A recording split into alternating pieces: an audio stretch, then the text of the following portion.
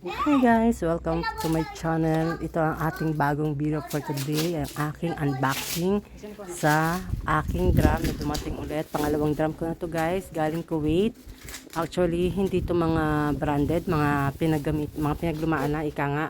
Use but never abuse. Actually. Then, yung iba dyan mga plastic pa. Mga bag, yun. Mga nagamit ko na yan guys, pero hindi yan as in talagang lumang-luma na. So mga sabihin natin mga nagamit lang siya, bihirang-bihira lang naman, hindi man talaga as in na gamit talaga. May mga dress dyan, mga damit, mga heels. Yan, actually meron dyan guys sa asukal, may bigas, may mantika, mga groceries ko na actually kasi mabilis na ng pag-uwi ko kasi nga nataranta ko, kailangan ng dahil ngayon tatay ko, diba? Kung napanood yung video ko, yung sa aking Facebook, yung sa nangyari sa tatay ko yan. Kaya minadali ko makauwi. Yan. Hawag natanggal ng panganay ko. Ito naman bunso ko. Napakatigas ng ulo. Napakakulit. Gustong gusto makisali sa kuya niya.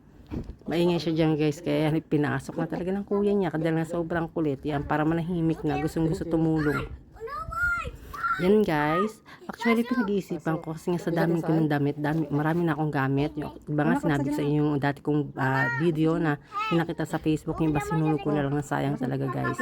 So ngayon ang gagawin ko dyan is online selling. Kasi nga, ang dami na talaga guys. Actually, yung mga gamit ko dyan, mga damit, use na siya but never abuse. Kasi nga, hindi mo naman talaga ako palaalis sa Kuwait.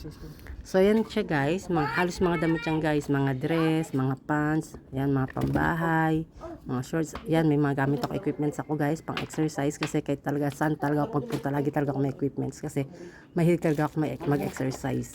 Alam nyo na, kailangan, labi sa health is a life. Kailangan natin mahalin ating kalisugan lalo na sa sitwasyon ngayon.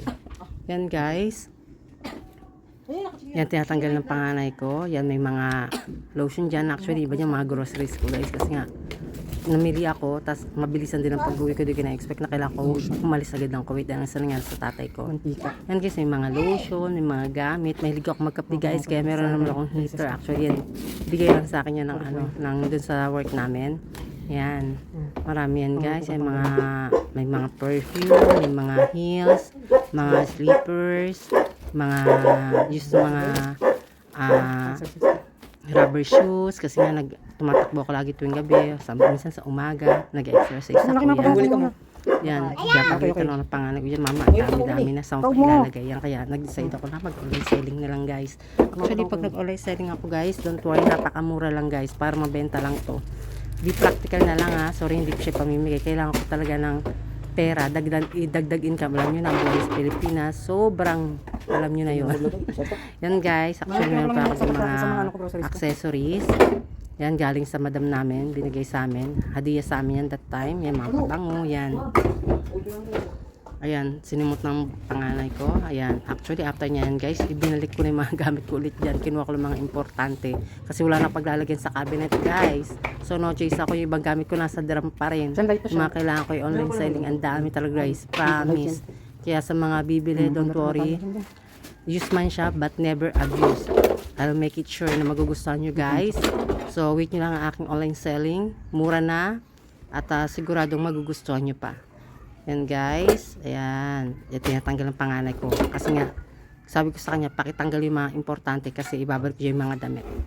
So guys, pagmasdan ninyo ang aking mga damit sa isang drum, ayan na naman guys, dagdag na naman tayo. Hindi ko naman alam sa niya ilalagay, promise. So thanks for watching guys, God bless everyone, bye.